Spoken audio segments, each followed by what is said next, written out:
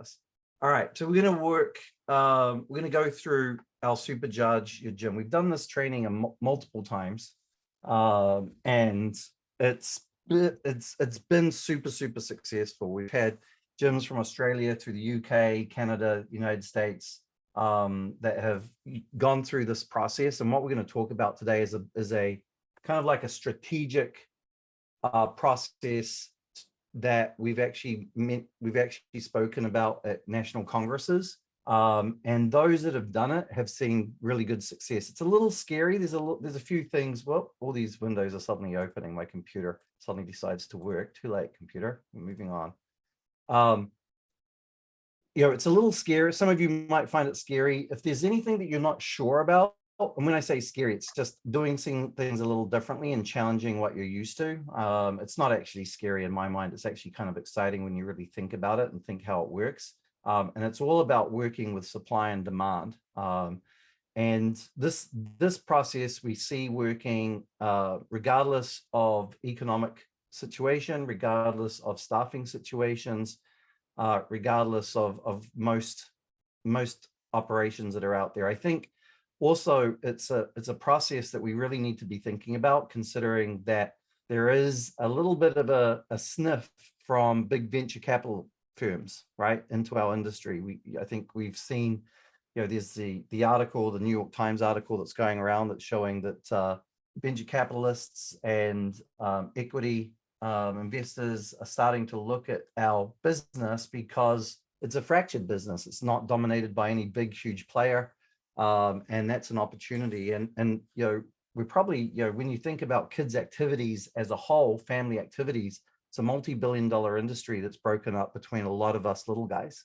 So what we need to do is we need to really start lifting our game, operating like the in-demand product and service that we are, and being a lot more professional. Not that I'm saying that you guys aren't professional, but being very professional with the way that we operate the sales, marketing, and growth part of our business. Typically, gymnastics as a whole has been very good at the service part of the business, the actual delivery of the product, the actual the programs, what you deliver to the kids.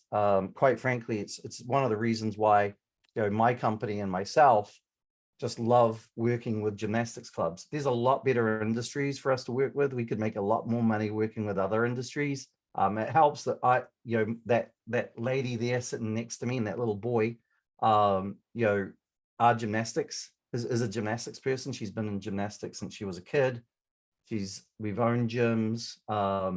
She's been a gymnastics coach. She's actually coaching gymnastics in our local park now because she just can't get it out of her system. So we are a gymnastics family. We do understand the business.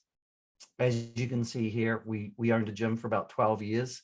If you want to keep going through, Lindsay, we owned the gym for about 12 years. You want to go to the next step?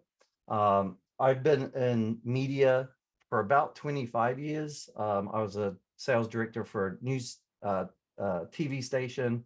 I've owned a publishing firm and worked in radio. So I understand media. I understand reaching communities with a lot of my focus professionally from a media standpoint on community awareness and growing strength of small businesses in a community. I have some experience nationwide, but most of my experience is community awareness and marketing.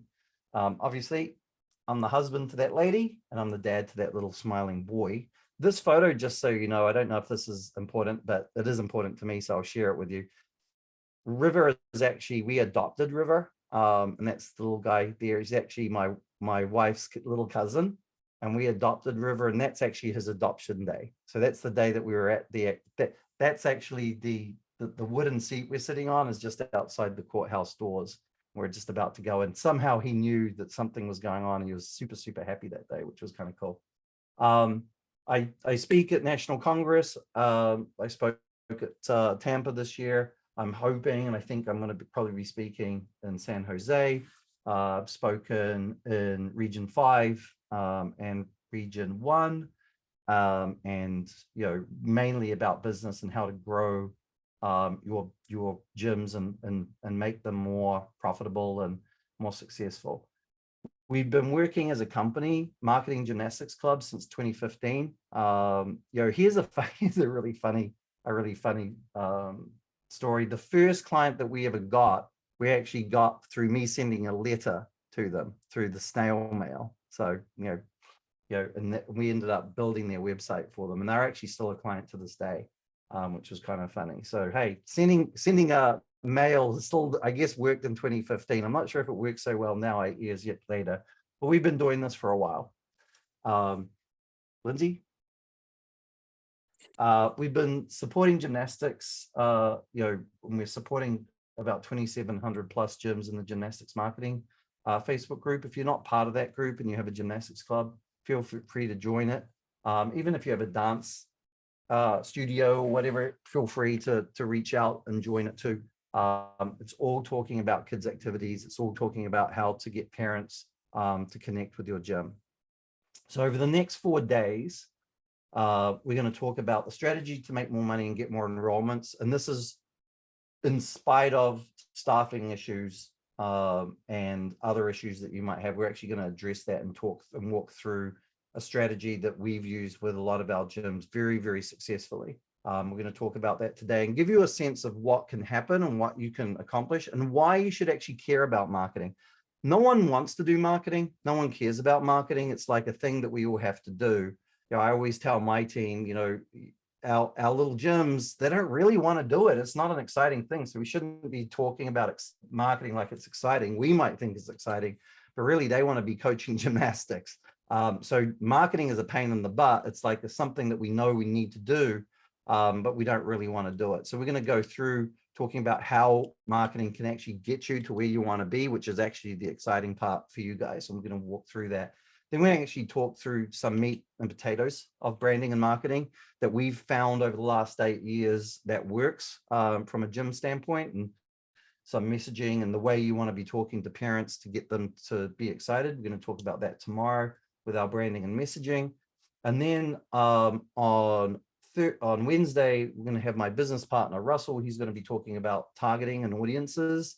And that's kind of like the gold dust. That's how the algorithm works, especially with Facebook and Instagram, to make sure that your message is reaching parents in your local area. And the way we look at it is we want you to dominate a 10-mile radius around your gym.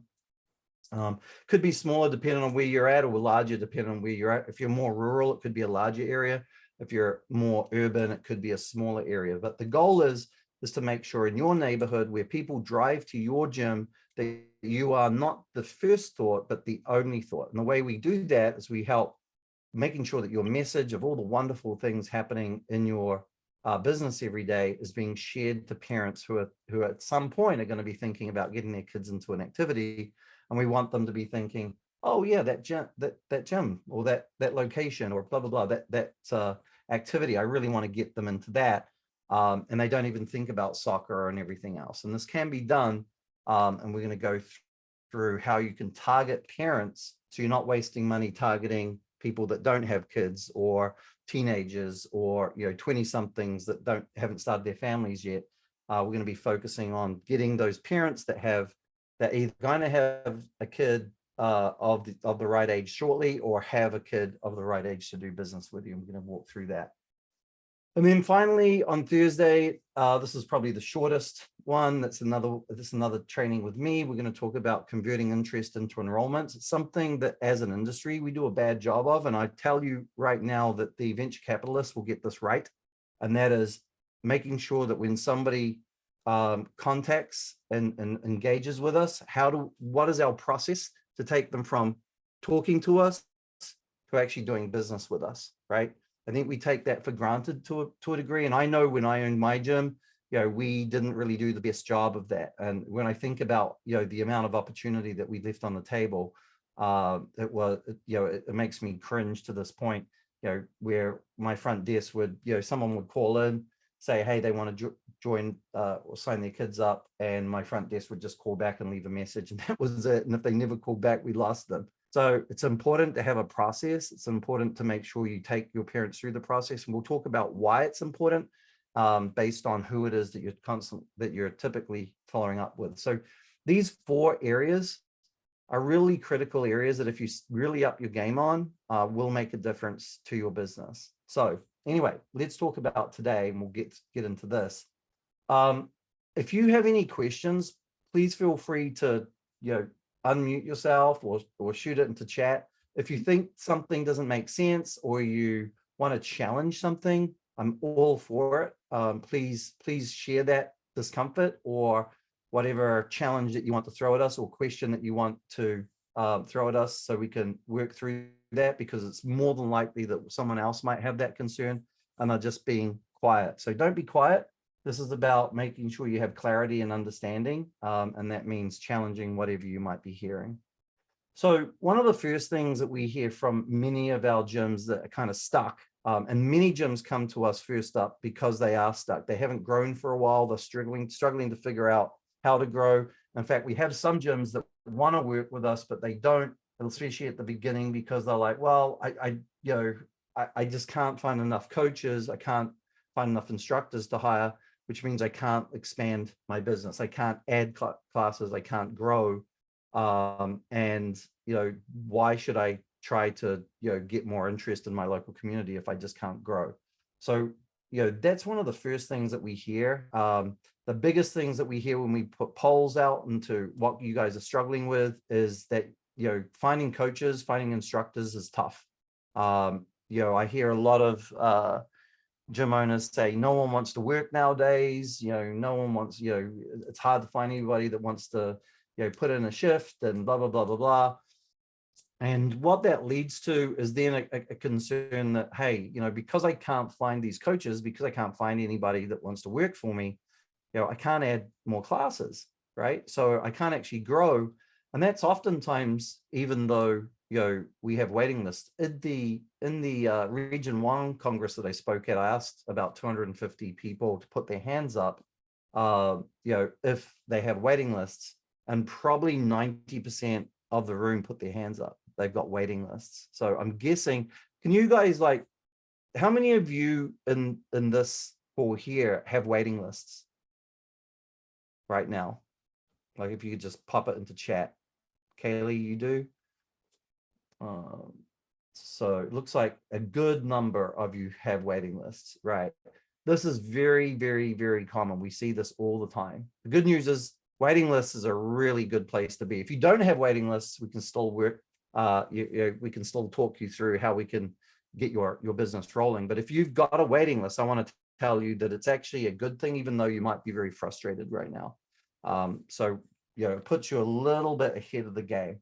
But it's definitely something that we need to be thinking about. And having waiting lists is a sure sign that you have a supply and demand problem, right? So the supply is you've got all these parents that would like to sign up. The demand problem is that you got all these parents that want to sign up. The supply problem is that you can't find coaches, you can't add more classes, right? So let's give you a little bit of a mathematical equation. This is based on numbers that we were able to take from our gyms and some of the gyms that we help with. We also have the gymnastics and the dance revenue toolbox, which is a coaching course, how to do all of this stuff that we're talking about if you want to learn to do it yourself. And all of the different feedback that we've got from all of these businesses has told us that the average coach gets paid about $15 or less an hour. In fact, we did a bit of a survey with a few hundred gyms, and it's actually more common that the average coach gets paid less than $15 an hour, right? So let's actually go through this average facility math. So the average gym is charging less than is paying less than $15 an hour for its coaches. It's charging about $80 per month. Believe it or not, there are gyms out there that are charging as little as $40 and $50 and $60 per month to this day, which is mind-boggling to me. And the average is about 80. Sure, there is some that are doing 100, 110, 120, but the majority, come out to be around about that $80 per month per class ratio. So a full class is typically about 8 kids. So a class will generate about $640, right? So you got 8 kids, $80 per month. You're generating about $640 gross. Now, your expenses, because we're going to take this, that if you added a class, you're making $640 additional dollars, or if you have a class that is, one class that's added $640, we're taking it for granted that hopefully your rent, your utilities and everything is already paid for. So any additional class, the expense is going to be $60, right? So you take that $60 out, which is $15 per class, you're looking at a $580 per class profit, right? So when you look at that, that's the average gym, right? So that they're making about $640 if they can add a class, which they're struggling to do because they can't find staff. They're paying that staff member about $15, sometimes less an hour, which means that that class is costing about $60, right? Because all the other costs we're taking are being paid for by the classes that they currently have. And that means that the net is about I think it was 560. Was it 560? I can't remember. Anyway, can you go back? 580. There you go. So the net is 580. Anyway, so to go forward, so basically what does this mean? So we've all got waiting lists. We're struggling. And let me ask this question as well. How many of you are struggling to find staff? Sarah is. KLS is. Kaylee. Okay, so this is not like, would I be right to say that what we're talking about here is kind of like sounds familiar? Yes or no? Thumbs up, whatever you want to call it. Yep. Okay. Which to me says that your gym is currently in a rut, because it's very frustrating. You guys are doing some really good work. You've got some great coaching going on. Some great things are happening. The kids that are in the gym are having a great time. And it's frustrating because you can't grow. At the same time, things are getting more expensive. Your utilities are getting more expensive. Your landlord is looking to raise your rent. All the different things are going on. Your current staff are saying, man, I really need to earn more money. I'm really struggling. It might even be difficult to keep your current staff, right? Some of your current staff are saying, hey, I can't continue doing this at this amount. And you feel very stuck in a rut where you can't grow, but you also are struggling to keep where you were, right? And in a very real sense, you're either growing or dying. Typically, that is what you need to be thinking about when you are running your business. You're either growing or you're dying. And it sounds like a pretty harsh thing to say, but it is reality. And we need to be looking at ways to get there. So this is a pretty simple process. You're gonna look at it and go, okay, well, that kind of makes sense, but I'm not very comfortable with it. So the first thing that I'm going to talk about that is really uncomfortable for all of you is pay your staff more, right? Now you might go, well, I can't afford to because of all the reasons why, what I just said, I can't add more classes, I can't grow. Well, the next step, what we need to do is raise our prices. Remember, the fact that you got a waiting list is a sign that your marketplace or your community is valuing your product more than your ability to supply it, which means that you have a waiting list.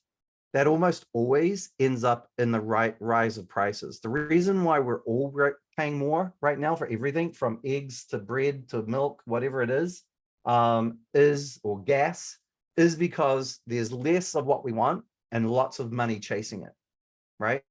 So there's demand and there's low supply.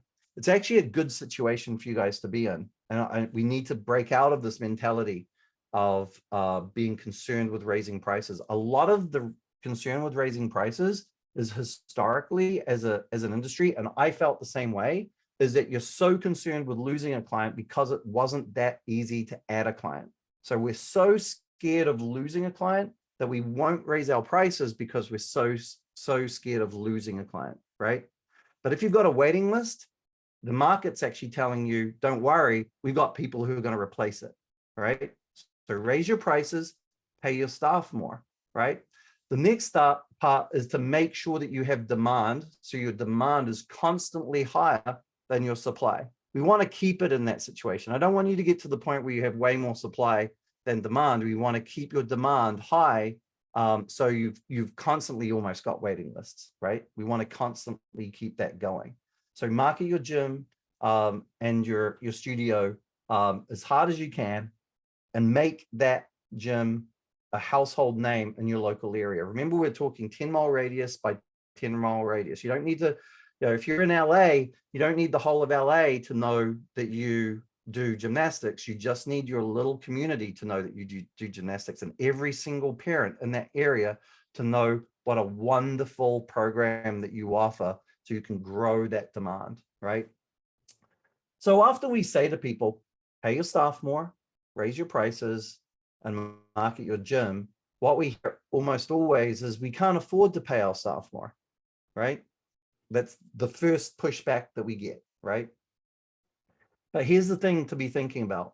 Raising your staff wages will attract a better qualified applicant, right? If you're charging, if you're paying a coach right now $14, $15 an hour, and you move it to $20 an hour, you're going to get a better qualified applicant, right? You're going to get better people. You're going to get people, maybe they're not gymnastics professionals, maybe they don't even know how to coach gymnastics, but they might be a higher grade of human being that you can get in, that they want to get involved with what you're doing, right? It's going to draw experienced staff from your competitors, right? So if you're in a competitive environment, this will actually help you get a competitive advantage. You're going to start drawing people. Like if you have a gym and there's 2 or 3 or 4 gyms around you, even if they're outside of your 10-mile radius, if you get a name in your community that you pay more than the others, where are the experienced coaches going to go to first when they know that, hey, I'm going to go and I'm going to pick on you because I can see this here, extreme altitude rec, right? If they know that that's the place to go to get paid decent money to do the same kind of thing, they're going to go to you first, right? And you're going to get the pick of these staff that are available, right? Keep going, hey, Lindsay, please. It allows you to build careers for your staff, right? Which means that staff stick around longer. You can get to the point, they can get to the point where they actually can pay their mortgages, that they can actually send their kids to college, that they can actually go on vacations without having another job, right? So if you can start paying them more, either in with both more hours and higher dollars per hour, all of a sudden they look at this as a career instead of a part-time fun thing that they do on the side, right? Hey, Andy? Yeah, Jeff. If I could just kind of go back to what you said about raising rates, because I'm wondering how many of the people in the room here has struggled with raising rates. I have seen a lot of people that I've talked to hesitate to raise their tuition for all kinds of different reasons. And they struggle with that, even though they've got waiting lists, they want to pay their staff more. They hesitate to raise their rates enough to be able to do what you're recommending. Right. And I'm just wondering, the people in the room, how many of you struggle with raising rates? And can you share why you struggle with raising rates? Yeah, it's a good one question. of the things that when I was a coach, I had an emotional connection to the kids, and it would break my heart to price anyone out of the program. And that was an internal struggle that I had to kind of deal with personally, knowing that at any price point, somebody's going to have to be priced out, right? But trying to weigh exactly what you're talking about, being able to pay my staff more, I have to charge more, right? And making that decision. So I just wanted to put that out there and see what people have to share. Yep. A lot of the answers that we see typically are perceived concerns. Are ones that, when you look at them face value, they're very reasonable, and I can see some coming through, but are untested or perceived concerns. I know that I had them. We owned our gym. And it was, a lot of it was kind of what you were talking about, Jeff. You don't, hey, I want, families with lower incomes to be able to enjoy it. I want this, I want that. Those are all good things and all great things. And we can actually do both if we charge enough to those that pay, right? So to give you guys an example, let's say, Lindsay, is, she's younger, she's got, less income than me, and she's got a little one, and she wants her kids to do gymnastics. And you're like, well, I want Lindsay and her little ones to come to gymnastics, and I don't want to price her out. What you're doing is you're then saying to me, who I don't really care what the price is. I'm like, man, I want this because I know that your gym is so good and it's going to be so good for my son River that I'm willing to pay for it. And to give you an example, I pay $140 a month for my little boy to do 40 minutes a week in swim classes. I see that as such good value because he's learning to swim, right? I would pay more. Right? Because I see it as a very important life skill. I see gymnastics as very similar. You guys are offering confidence building. You're offering physical, and health awareness. You're training kids to be able to overcome obstacles and difficulties. You're giving a space where kids can bond, and bonding through challenges and competition. There's a lot of things that gymnastics does, which is both a group benefit and an individual benefit that very few other sports actually grapple with and do a good job of training. And most parents will pay a pretty penny to get there. The concern that I have with when we look at it and we go, well, I don't want to outprice the people that can't afford it, is that we're all catering to the lowest common denominator, right? So it means all those parents that can afford it are paying way less, right? And would pay more, are paying way less than they would have otherwise, because some parents can't afford it. And we're going to go through, we've got some math to actually talk about this, but just to go through some of the answers there, Jeff. So it looks like we've got our gym is the highest in the area, so we raise our prices. I feel they may go to other gyms, potentially. Depends on what you're offering as a program. If your program is really good because you're investing, you have the best coaches, you may find that they won't. If you've got a waiting list, that's a pretty good sign, Kaylee, that you're actually well respected and you've got more demand than supply, right? Ali, we are in a military town and struggle with people being able to afford classes. How many times, the question that I would have is, how many times have you raised prices? And again, do you have a waiting list? Again, if you do have a waiting list, there's a really good chance that your demand is outweighing your supply, which always should equal a rise in prices. If you don't have a waiting list, the idea is to build that demand, to have more parents. Because remember, the math is that if you've got 100,000 people, let's say 10,000, because the math will be easier for me. So if you've got 10,000 people in your town, about 17% of the population is going to be between the age of about 2 and 15. That's the math, right? Some towns have more, like 18%. Some towns have a little bit less, but it's around about 17% if we just want to get a rule. So that means that in a town of 10,000, you've probably got about 1,700 kids, right? If you've got a gym that can hold, if you currently got 200 kids, you've got a lot of room to grow in there, right? Oftentimes, and especially if we're looking at a town of 100,000, right? Most of us are in towns probably of 100,000 or just under or just over. My town that I'm in right now has got 140,000, but let's say it's 100,000. That means there's 17,000 kids. Usually the math that we see is with good marketing, you can usually attract about 10% of those kids with good marketing, where you become the first thought in the parent's mind from the youngest to the oldest, right? So with that math, you're looking at about 1,700 kids that you could potentially have in your gym. And if you've currently got 400, you're probably never going to actually get to that 1,700 unless you've got a big location. I mean, I know that there are gyms that have 1,700 kids in them, and oftentimes are in even larger cities.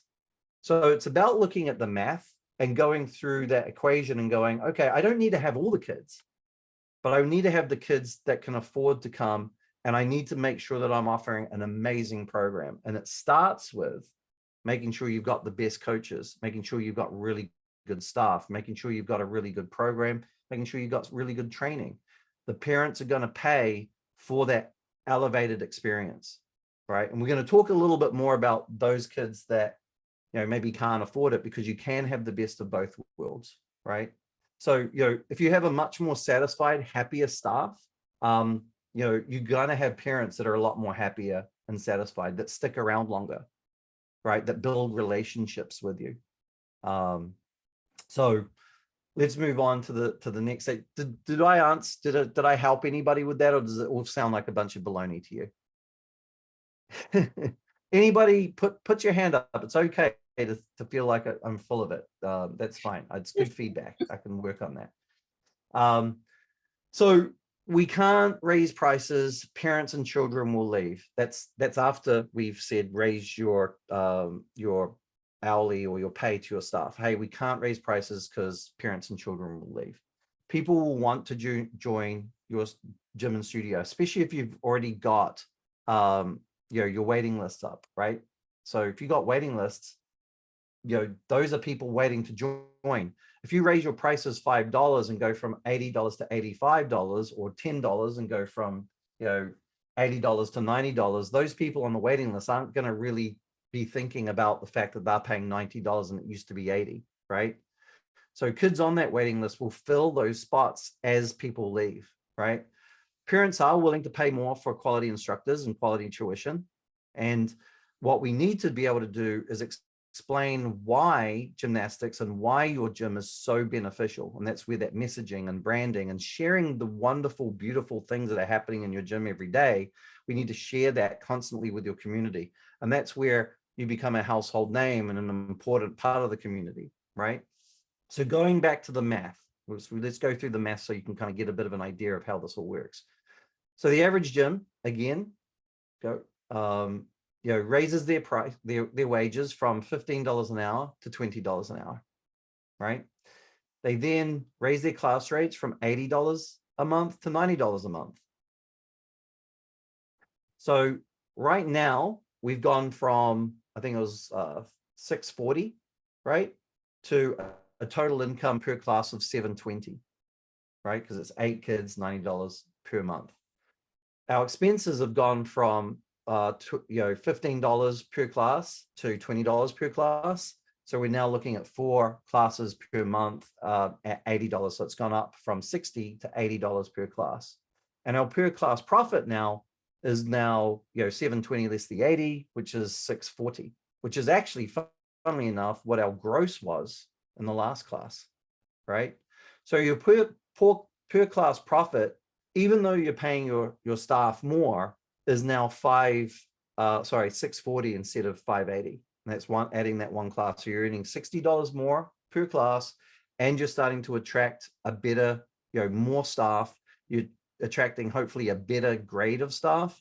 And more importantly, and most importantly in my mind, you're keeping those good staff members because they're earning more money, right? There's more, they're getting more out of this experience with you.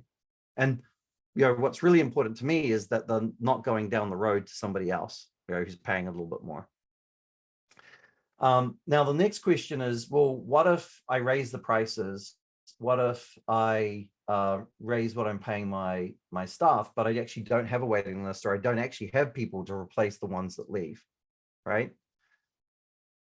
So that's where, you know, building that demand is important and keeping that demand. It's not about spending loads of money all at once. It's about like a drip feed, constant pressure on your local community, where your local community is constantly not being said, come and join us for, you know, get this off, and here's $50 off this, and here's this deal, and here's that deal. No, what we want is we want a constant drip of the wonderful stories happening in your gym. We want a constant drip feed to all those parents.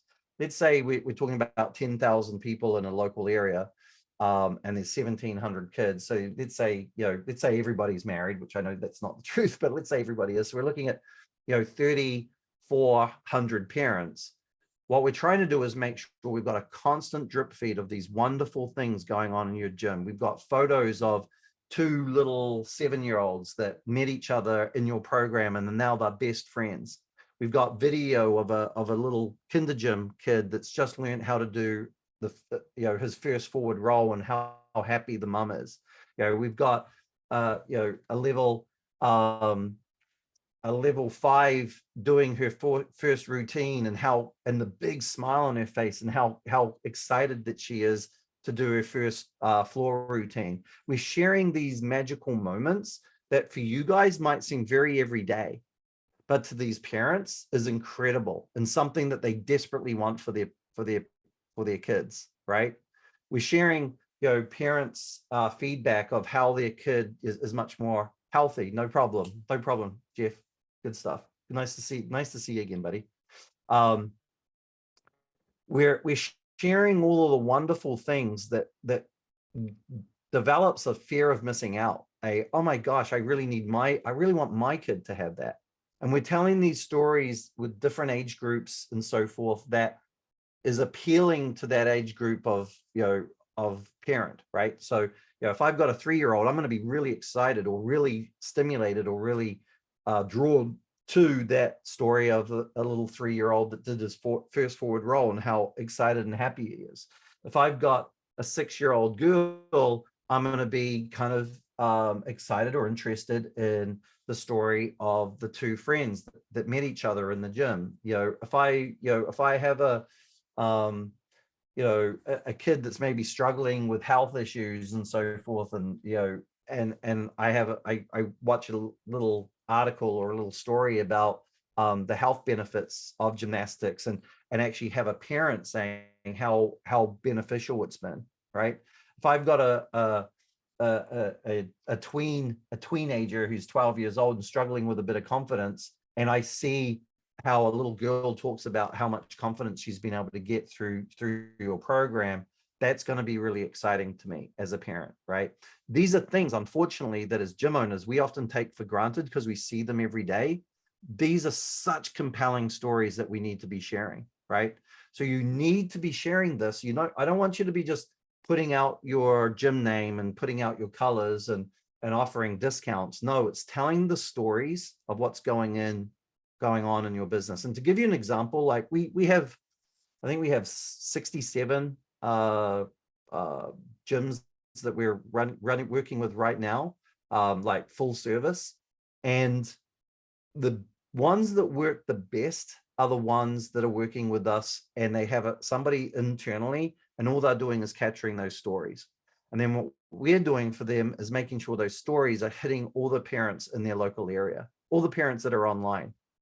Now, remember there was a day, then there was this thing called Yellow Pages, and it was basically a book that was thrown at everyone's doors and everyone would pick it up. And, basically back in those days, and some of you, this is a while ago, maybe I'm dating myself. But back in those days, every small business, especially from a community standpoint, knew that they needed to be in the Yellow Pages. Why? Because oftentimes when someone was looking for something to get involved with, to contact them, they would break out the Yellow Pages book and start going through it to find where they could do it. That's why there was a lot of companies called AAA11, roofing, right? Because they wanted to be right at the beginning of the Yellow Pages, right? So they'd call themselves these stupid names just that they could be ranked right at the beginning of the Yellow Pages. We're now post Yellow Pages. The Yellow Pages now are Google ads, Facebook ads, and Instagram. That is where your parents' minds and eyeballs are, right? Now, there is TikTok, there has been Snapchat, there's been other things that are out there. TikTok has its own issues that it's dealing with. Who even knows if it's going to be legal in the United States at some point, because of all the talk of banning them. But Facebook, Instagram, and Google ads is where 95% of the parents are, right? And they're there multiple times a day. They're searching for you. They're looking at your stuff, and they're constantly taking in this information. If you're not doing Google ads, by the way, you have to be doing Google ads. If you're not doing Google ads, you're missing out on competing with all of the different sports activities that a parent could possibly do. One of the first places a parent's going to go is go onto Google and search for activities. And you want to make sure that you're competing with all of the different search terms in your local community to make sure that person who's actually actively looking to spend money sees your business and engages with it, right? I'm just going to throw that out there right now. You have to be engaged with that. From a Facebook standpoint and Instagram standpoint, that's where the stories are told, right? And it starts with having some really good social media running. You can do some blog posting, but with and that will all back up your Facebook and Instagram ads if you're running your Facebook and Instagram ads. The story needs to be told across all the different platforms. It needs to be on your website, needs to be on your Facebook and Instagram pages, needs to be on your Facebook and Instagram ads, that you paid ads. It needs to be on your Google ads. It's all the same story about what a wonderful place that you are for kids to develop and become all they can be, right? That constant drip feed gets so powerful to a point that over time, and we're already seeing this with a lot of our gyms that have been working with us for a number of years, they've got this pent up demand and they can never seem to get in front of that demand. Their demand is always way higher than their supply, which is a great place for them to be, right? So let's go through one of these case studies. Now, this is a gym that has been with us for about 8 years, like almost right from the beginning, when we started working with gymnastics. So when they first started working with us, they paid their instructors $15 an hour. And I'll tell you, their biggest issue when they first started working with us 8 years ago was being able to hire staff. This is not an issue that's that new. It's always been somewhat of a problem with gymnastics and dance schools and any kids activity center. But they were paying their instructors probably close to $12 an hour, if I'm honest. They were charging, 8 years ago, $80 per class. And they averaged around about 450 kids and $500,000 of revenue. And that was kind of what their situation is when they started working with us. And utilizing this process where their strategy was to, as much as they wanted to add kids, they wanted to raise prices and they wanted to pay their staff more. And with the mix of the marketing and that strategy, they were able to totally get out of that rut. Like really, they were able to turn their business into an engine, and an engine that is almost self-fulfilling. So basically now that all of their instructors are getting paid $20+ an hour, even their front desk staff are getting paid $20+ an hour, and they have a really high quality staff, right? That they're really good people who do really good work. They've exceeded their goals of 900. They wanted to get from 450 to 900. They're constantly at 1,000. In fact, that 1,000 is probably a little bit too much. They would be more comfortable at 900, but it's really hard to give up that extra 100 kids. And they keep getting up to 100. Now, they only got 6,000 square feet, and they're constantly like looking for ways to fit in more classes into that space because they've got a lot of demand, right? They've raised their prices basically $10 every 6 months for the last few years. They've got to a stage now that they're actually charging $180 per class, and they haven't hit the top, right? They haven't hit the highest level. That they're planning to raise it to 190. Being at 180 has allowed them to do a couple of things too, which I think is really, really useful to be thinking about. At 180, you can then they can then go back to a parent when the parent signs up, or parents that have been with them for a while, and say, hey, instead of paying at 180, which is our per month pricing, you can lock in 150 or 160 if you sign up for a year. So they get a little bit of consistency in their business too, right? And they have a lot of parents that take them up on that. They ended up buying their building and they've renovated it. So they now own the building. So one cost doesn't change, which is their rent, because it's a mortgage. They're actually paying into something that's going to be something that they can retire on. And they've elevated the experience inside the gym to be a much more elevated experience, where when you walk in, they've actually got a really nice, I think it's, I keep thinking mahogany. I don't think it's mahogany, but it's a really nice front desk, which is almost like a horseshoe shape. And they've always got about 3 people sitting at that front desk.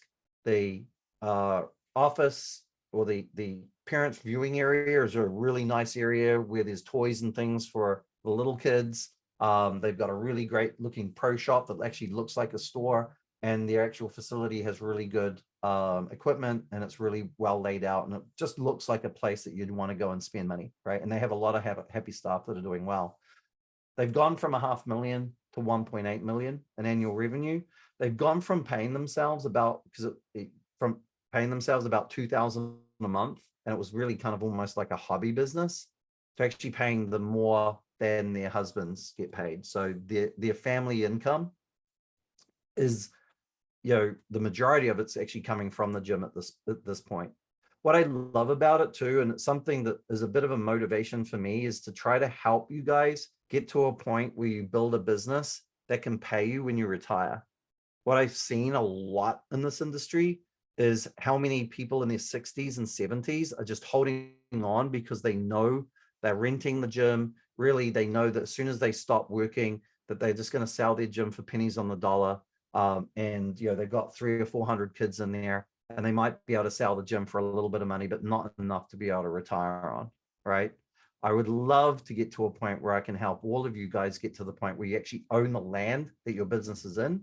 And then maybe you can sell the business to one of your staff members or somebody, and then you can rent out the location, and that can be income for you in retirement. Or you sell the land and the building and actually get a big chunk of money that you can actually use for retirement. And that's a bit of a chronic issue that I see in the industry. And I really want to, do my little part to actually help you guys actually have a nice retirement. And not only you have a nice retirement, but your staff. Like, we want you to be able to pay your staff enough where they can get 401ks, where they can actually build a career, where they can get to where they want to be.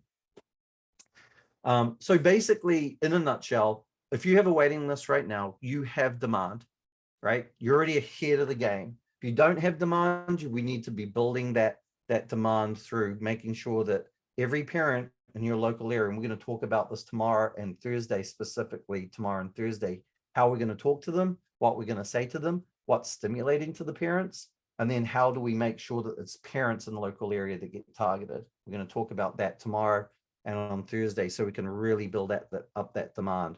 You build that demand, and then you can raise your prices, right? All of a sudden there's profit. So if you've got, like, how many, do you guys feel comfortable sharing how many kids that you have in your location? Like, if you feel comfortable, just share it. How many kids that you currently have? Say Ashley, Kaylee, okay, Extreme, Sarah. So I'm going to go with, let's go with Extreme.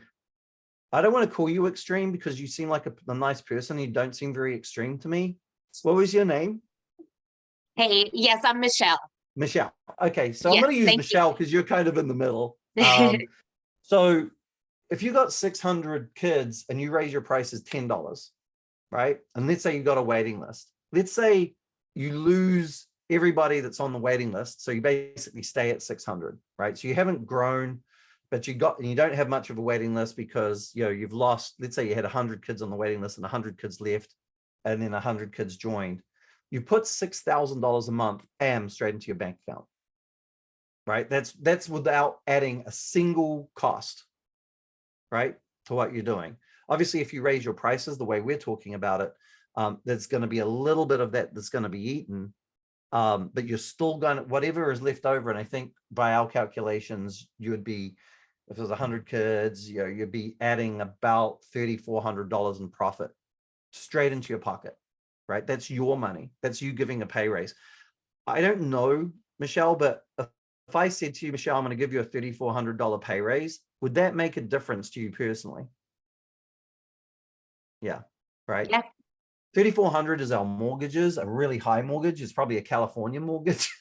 It potentially is a big chunk of a mortgage to buy your own gym, or it's nice vacations and sending your kids to college, right? Or you can use that $3,400 and reinvest into your business. Not only that, because you've raised your prices and you've raised your rates, you're gonna find it easier to get more staff, right? If you're in an area where there's lots of competition, and I know some people have said to me, oh, it's not fair. You're telling people to steal staff members and we hate that. I'm like, well, you know, if there's gyms that don't want to pay their staff and you want to pay their staff and those staff members leave and join you, well, good on you. You know, I mean, we got to make sure that people can survive and pay their bills. But that's going to unstick you, right? Because all of a sudden we are now adding that extra hour. Let's say that one staff member that you are able to attract can do 10 classes, right? Now we've got 10 times, 720, $7,200 more a month coming in at the cost of, what do we work out? 8 times 10, $800, right? So you're paying that staff member $20 an hour, $20 an hour, 4 classes. Yeah, that's $80 a month. 10 classes, that's 800, right? And then your added income that you're bringing into your business is 7,200 from those 2 classes. And that's how you unstick it.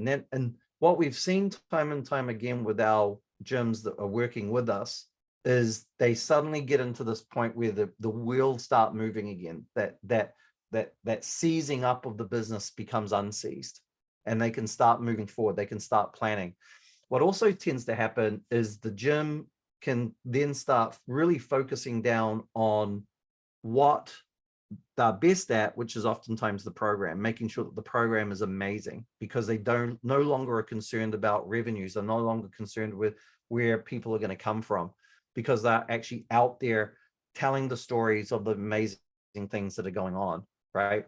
Many of you are probably not marketing yourselves effectively, and you still have a waiting list. So what does that say about the marketplace? How many parents in your local area don't actually know that you exist, or don't actually know what you do? Maybe they've heard of you, but they don't really know what you do. They don't really know what their kids are going to get into. I love the name Extreme Altitude, but what does that mean to a parent that knows nothing about it, right? They don't know. Extreme altitude might be scary, right? It's like, oh, I don't want my kid being at 25,000 feet up in the air. Extreme altitude, that sounds like something scary. What we want to do is we want to tell us the story about what's happening in extreme altitude. Tell the story of the wonderful things that are happening with the kids, the happy faces, the happy parents. Share that stuff constantly will drive up that demand, right? So your demand is higher than your supply, which means that you can constantly raise your prices, right? And it doesn't need to be expensive, right? So to give you a couple of extra things to think about before we leave, because we're about to wrap this up. With, yeah, sorry, I know I forgot that we got more stuff here.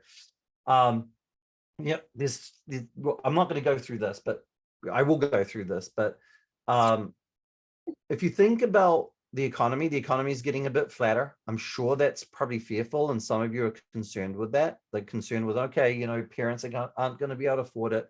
Here's the thing that oftentimes happens. So during any recession, there's usually a portion of the population that's directly affected by it, right? So if it's a really, really, really bad recession or depression or whatever happens, typically about 20% would be really bad, right? So let's say 20% of the population is really bad. So they're basically economically taken out from being able to do business with you.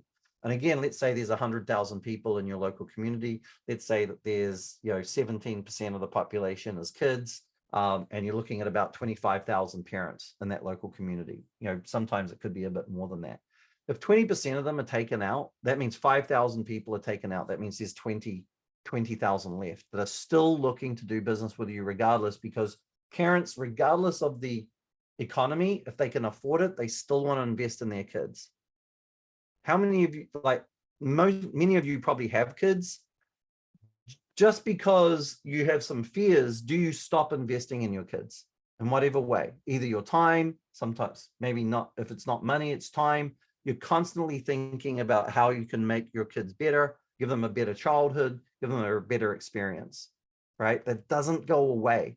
And when you think that the majority of the population economically are unaffected, sometimes they're fearful, but they're economically unaffected, what typically happens is we've still got a large chunk of people to go after. The beauty of digital marketing, and and this is the God honest truth, and what makes me so excited about helping you guys, is we can target people so accurately now that we can oftentimes target people that are less affected by the economy than are affected by the economy. And if you're reaching 20,000 parents in your local community, that's probably way more than you even need. Some of you would be happy to add 100 kids to your program, especially if you've raised the prices $10, because that's $10,000 of additional income, right? Forget about just the general price of a class. You've raised your prices by $10. You actually add 100 kids to your program. That's actually the difference in just that metric is $10,000 to your business, right? And the last thing I want to say to you too is typically, and we've seen this across lots of small business. We actually have about 97 small businesses clients that work with us. So they range across a number of different niches. What we've seen almost always through all niches is this: when an economy has a bit of a downturn or difficulty, what typically happens is, and I'll make the math really easy. Let's say there's 10 businesses competing for 10,000 people, right? There's 10 businesses competing for 10,000 people when there's good time. The economy affects the local community, and the amount of people that are looking to buy your business or buy your products and services goes from 10,000 to 8,000, right? Which is a lot, right? Most economists will tell you that that's way more than typical, right? Usually economies contract by a few percentage points, but let's say it's 20% of the people, which would be huge, are directly affected through job losses or whatever else, which basically takes them out of the game. So there's 8,000 people that are looking and are prepared to potentially purchase from you. What typically happens is, instead of there being 10 businesses that are competing for that business, at least half, maybe even 60% of them will go, you know what, I'm scared too. I'm going to back off and I'm going to stop marketing. I'm going to really back off because I'm really unsure about what's going on. I'm going to just get out of the game. We're just going to sit this one out because we just need to be very careful about our finances, right? So all of a sudden you got 8,000 people and you got 4 people that are still in the game and still marketing. Those people there are then competing for 8,000, right? If you divide that 8,000 by the 4 people left, they can actually grow their market share during this period. And that's why how many of you have heard that during bad economic times, there's oftentimes really great opportunity? Has many of you heard that? Because it's true. During poor economic times, there's oftentimes great opportunity because most people withdraw into their shell. During the Great Depression, there's a couple of articles, if I can find them and give them to Lindsay, I'll get her to get them out there, about how during the Great Depression back in the 30s, there was many businesses before the Great Depression that were household names.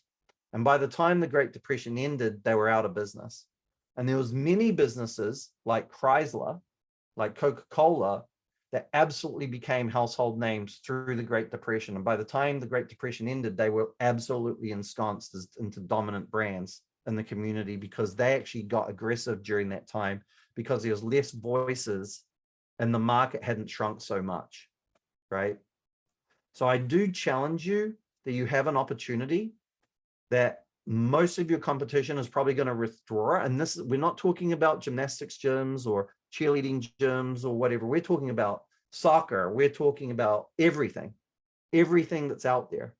Most of your competition, many of your competition is going to withdraw. So there's less voices. So it's easier to be heard. There's less messages being sent out there. So your message can be that much more clear.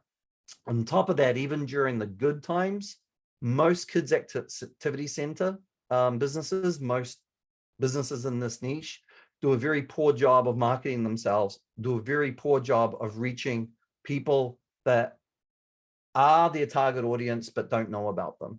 Typically, you guys are really good at marketing to people that have already done business with you or have done business in the past with you because you have email marketing and so forth.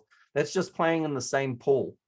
What we want to do is widen the pool, right? If you got 100,000 people in your community, we want to be talking to 30 odd thousand parents, hopefully, right? If you're not talking to 30 odd thousand parents, you're missing out on growth.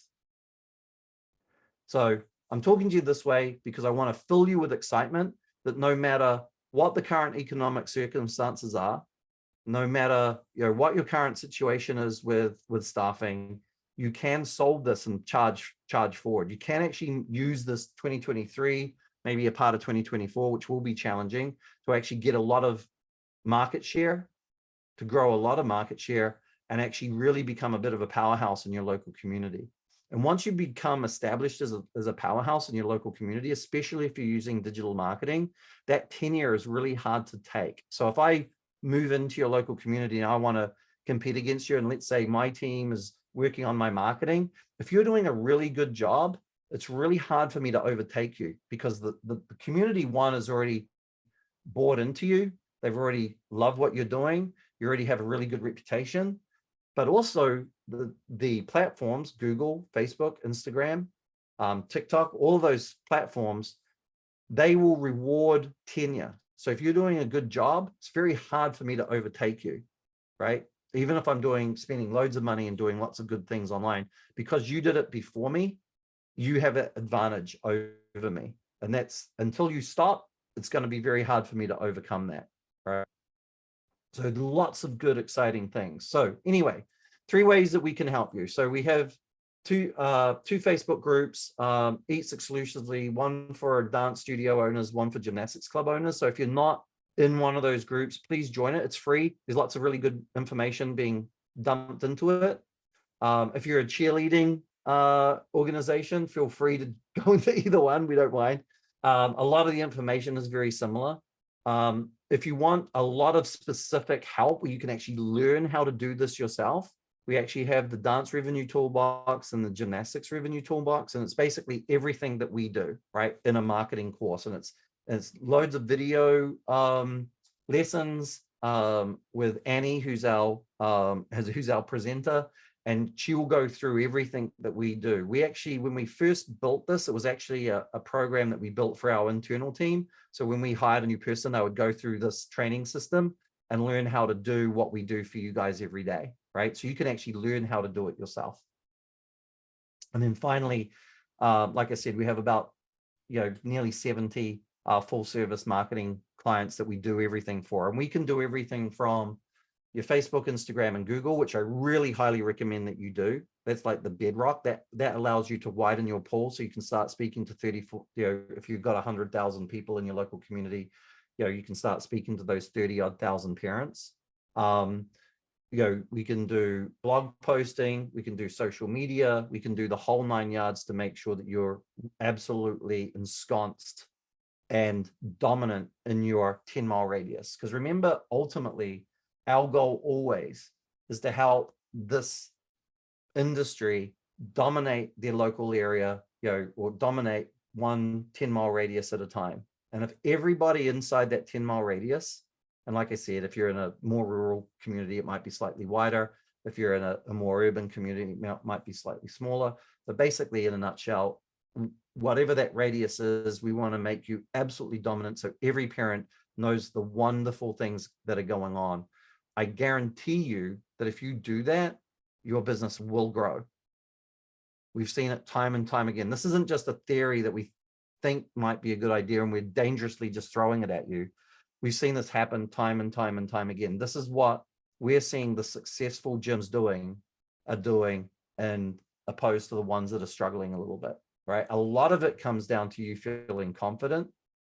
A lot of that confidence comes when you've got loads of people clamoring to join your organization, when you've got incoming leads, incoming phone calls, incoming emails, walk-ins. When you have that, it's going to make you feel a lot more confident to move forward and start growing and raising prices and raising the amount that you're paying your staff, right? Have that built up demand. And if you have waiting lists, and almost all of you said that you have them, you already have that demand before you've even started your marketing.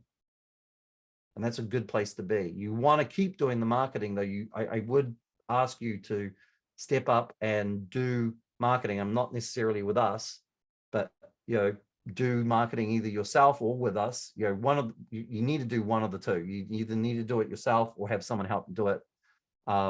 It really does make an amazing difference. We have one gym just recently who just said that their goal when they first started working with us, they're at about 400 kids. About a year and a half later, they're at 700. We hit their end of March goal at the beginning of January. Right. And I'd love to say that we are everything. And if they hadn't worked with us, they wouldn't get there. The reality is if they hadn't done this digital marketing, if they hadn't been telling the stories and sharing the good news about what a wonderful organization they were and how much they were helping kids in the local community, they wouldn't have got there, right? It was them doing a really good job. And then finally, I'll leave this with you guys. Typically in the kids activity center realm, the focus is on the program and the service, and there's very little focus on the sales and marketing. Every successful business, without question, has a balance between sales and marketing. Sorry, sales and marketing and product and service. Okay. So make sure that you have some balance. If all of it is a service and program and very little effort is put into your sales and marketing. I mean, I've seen people go, oh, I can't spend $2,000 a month on my sales and marketing, or $3,000 a month on my sales and marketing, but they have a $30,000 coach's bill. And they're wondering why they can't, why they can't bring in more people. And, some of them, I remember one of them was struggling and worried that they might have to get rid of coaches because, they were struggling to, bring anybody into the doors, right? Their system was way out of whack. Now, you don't have to spend equal amounts of money on both sides. What I would say to you is think about spending money on both sides. Think about making sure your sales and your marketing side is invested in, and that it is important, because it will fuel your program, allow you to become all you want, all you dream to be, and get you back to the dream that you had. All of you started this business with a dream in mind. None of you did this wanting to become millionaires, because this is not the business to be in, to be millionaires. But all of you had a dream that you wanted to create. And this absolutely allows you to start working on making that dream come through. So Michelle, I think you said, I like the idea of telling your story through digital marketing. Absolutely. That's the only way you can tell it, if I'm honest with you, right? Is getting it out there. Share all the wonderful things that are going on. Share each of the age groups, each of the levels, the class kids, the kindergarten kids, the team kids. Don't just focus on the team kids, because that's not going to excite the mom with the 3-year-old, right? Look for the stories. If I was gonna tell you what to do, I would hire a really good organization, maybe us, to actually do the hard yards of the technical side of getting the word out. But almost more importantly, I would hire one of your staff members that has a nice iPhone or whatever to go out and take photos and record those stories. Okay. Lindsay, who is our community and social media manager for Creatively Disruptive, she will tell you content is so important. If she doesn't have it, it's hard for her to do much. Right. All right. So tomorrow, we're going to be talking about branding. We're going to be talking about messaging. So it's what do we need to be showing to the parent? What do we want to be saying to the parent? And how do we want to deliver that to that parent? So we're going to be doing that tomorrow, so you guys can see that. We're recording all of these too. So come to that so you get a really good sense of what we see working and what gets parents engaged with our clients. And then the day after is really important. I'm not going to be there, or I might be there, but I'm not going to be talking. Is with my partner, and he's going to be going through the nuts and bolts of how Facebook and Instagram particularly target just the parents, how you go about just targeting parents. You don't want to spend one single penny on reaching anybody else. You just want to reach those parents, right? So that's it, guys. If you have any questions, feel free. I'm happy to answer any. If you don't, we'll see you tomorrow.